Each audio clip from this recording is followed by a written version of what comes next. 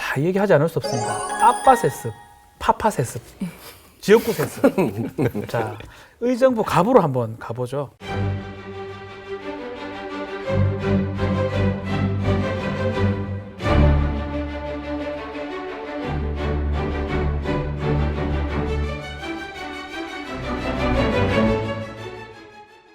여기는 정말 난감합니다. 난감해요. 예, 의정부 하면 또 부대찌개가 유명하지 않습니까? 이 선거 판세도 부대찌개입니다. 네. 예, 다 들어가 있습니다. 지금 온갖 재료들이. 예. 자, 이 민주당은 전 소방관이었던 오영환 후보를 전략 공천했는데 네. 아빠 찬스, 지역구 지역구 세습이라는 이 논란으로 사퇴했던 문희상 국회의장의 아들 문석균 후보가 무소속 출마를 선언을 했습니다. 예, 사람들이 이걸 보고 아빠 덕에 귀환했다 그래가지고 아비귀환이라고 이렇게 부르더라고요. 황교안 전 대통령. 아닙니다. 아닙니다. 귀한. 아비귀한. 예. 자, 그렇다고 이게 또 야당에 유리한 모습도 그것도 아닌가요? 아닙니다. 예. 이 강세창 통합당 후보가 나섰지만 여기에 이 자유한국당을 탈당해서 친박신당을 만든 홍문종 의원까지 네. 가세를 했어요. 이 원래 의정부 의원이었는데 갑으로 지역구를 옮겨서 하하. 출마를 했습니다. 자, 이렇다 보니까 정말 여야 모두 이 집토끼 수성에 최선을 다해야 되는 모습입니다. 지금. 참 만만치 않습니다. 둘둘 싸움이 되는 네. 상황인데 지난 시간에 저희가 수원의 남경필 지사가 대를 이어 지역구를 받았다 이런 얘기를 했었는데 수원에 남씨 집안이 있다면 의정부에는 바로 이런 문씨 집안이 있습니다. 이 경기 북부가 보수세가 좀 강하죠. 북한하고도 인접되어 있기도 하고. 근데 유독 의정부 갑은 문희상 의정이 장악을 하고 있는 상황인데 이 의정부 갑의 정서 또 문희상 의장의 위력 어떤 정도입니까? 이제 의정부 갑은 예. 경기 북부에서도 가장 오래된 도시인 의정부 구도심을 포함하고 있어요. 그렇죠. 그렇다고 보수 정당이 유리하다 이렇게 나누기는 사실 힘들 것 같습니다. 아하.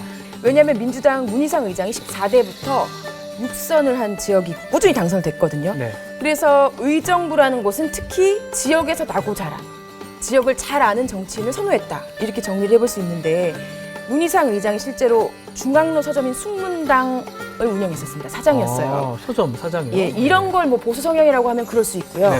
의정부시 을도 그런데 현역인 홍문종 의원 역시 지역 사학인 경민학원 이사장 이사장이죠. 출신입니다. 네. 그래도 어떻게 해서 육선을 했는지 궁금해서 문 의장께 여쭤봤는데요. 본인한테 묻혀보면 내가 잘해서 여쭤봤습니다. 됐다 이러죠. 얘기해 주세요. 왜? 예. 예. 주민들이 갖는 믿음, 신뢰라고 답했습니다. 근데 좀 와닿는 부분은 와닿아요? 처음에 본인이 경기 북부에서는 혁명적이라고 할 수 있는 평화민주당, 김대중당으로 네. 이제 처음 시작을 했는데 그렇죠.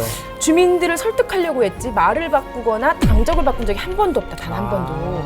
이거를 보고서 주민들이 저 사람 어쨌든 바뀌지 않는 지역 일꾼이다. 뭐 이렇게 신뢰를 갖고 있는 것 같다라고 육선을 할 수 있는 가장 큰 요소라고 말씀해 주셨습니다. 말씀처럼 약간 보수적이긴 하지만 지역구 구민들한테 믿음을 심어줬기 때문에 육선까지 문희상 의장이 한 것 같습니다.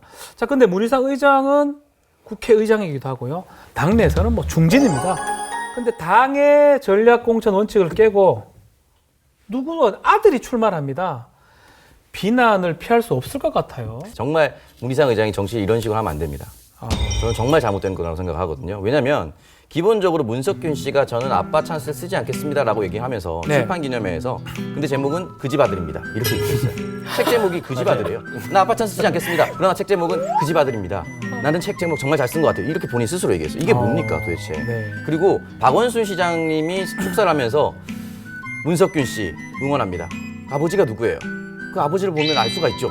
하면서 아빠 찬스랑 계속 얘기를 축사를 보내. 이걸 문석균 씨를 도와주는 건지 반대로 더 힘들게 만드는 건지 잘 모르겠지만 모든 사람들이 그 자리에서 그런 얘기를 합니다. 네. 또 의정부 시장 안병영 시장이 또 축사를 하면서 10년간 문희상 의장님을 모시고 정치를 해왔다. 그게 무슨 말이냐? 의정부 시장도 문희상 의장이 만든 조직이라는 겁니다. 그렇게 볼 수밖에 없는 거거든요. 근데 주저앉히지 않고 방치한다, 묵인 방조한다는 것 자체가 이 지역은 우리 가문이 아니면 안 된다라는 잘못된 생각을 가지고 있는 것은 아닌가라는 생각이 혹시나 들 정도로 의장이 네, 그런 생각이 들 정도로 저는 진짜 이런 식으로 방치를 해서는 절대 안 된다. 그렇게 말씀드리고 싶습니다. 알겠습니다. 자, 그렇다고 야당도 웃지를 못하는 상황이에요. 지난 선거에서 강세창 후보인데요. 문희상 의장하고 맞대결해서 5,000표 정도, 약 4%로 아쉽게 졌는데 오영환 후보가 전략 공천에서 반가웠는데 또 옆에 있는 홍문종 의원이 또 등판해요. 2대2 싸움이 돼요. 어때요? 좀 상황이 만만치 않아져 버렸어요. 사실 뭐 홍문정 의원 같은 경우에는 기존 지역구인 갑으로 나가든 을로 나가든 네. 어찌 됐건 뭐 이제 다른 이제 친박 신당으로 나가는 거기 네. 때문에 저희 당 입장에서는 사실은 똑같습니다. 어디로 나가나. 그래도 사실은 어디로 뭐 나갔으면 더 좋겠어 개인적으로는. 뭐 저희의 그걸 떠나서 네. 본인이 이제 판단을 하셨겠죠, 사실은. 넘어가려고 그러시죠. 곤란해질 거예요. 사실 이제 기존 지역구던 의정부 의뢰는 좀뭐 밀락지구라든가 이렇게 신도시들이 좀 많이 들어오면서 네. 표값이 좀 많이 안 좋아진 건 사실입니다. 아하. 저희보다는 이제 젊은 층들이 좀 많이 유입되고 했기 때문에 그래서 그런 판단이 작용하지 않았을까 생각은 들고요. 네. 사실은 이 지역 같은 경우는 뭐 지금 강세창 후보 자체도 인지도 면에서는 전혀 홍문종 의원한테는 이렇게 뒤지지는 않거든요. 그렇죠. 지역 내에서는 뭐 본인이 2014년 의정부 시장 후보로도 나갔었고 지난번에도 사실 한 4%밖에 차이가 안 났기 때문에 그렇죠. 충분히 인물 경쟁력에서는 나쁘지가 않고 게다가 이제 박근혜 전 대통령의 이제 메시지가 나왔지 않았습니까?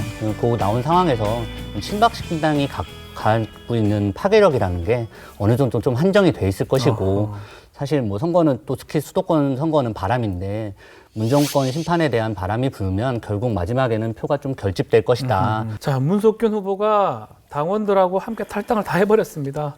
자, 계속 얘기하고 있는 젊은 여당 후보인 오영환 후보 조직이 없어서 외롭습니다라고 얘기까지 했습니다. 자, 문석균 후보하고 오영환 후보의 대결 끝까지 이렇게 갈까요? 아니면 단일화가 가능할까요? 일단은 문석균 후보 스스로가 사퇴하지 않는 이상은 저는 이 상황이 계속 될 거라 봅니다. 아, 오영환 후보 굉장히 좀 마음이 아픕니다. 제 사실 고등학교 1년 후배거든요.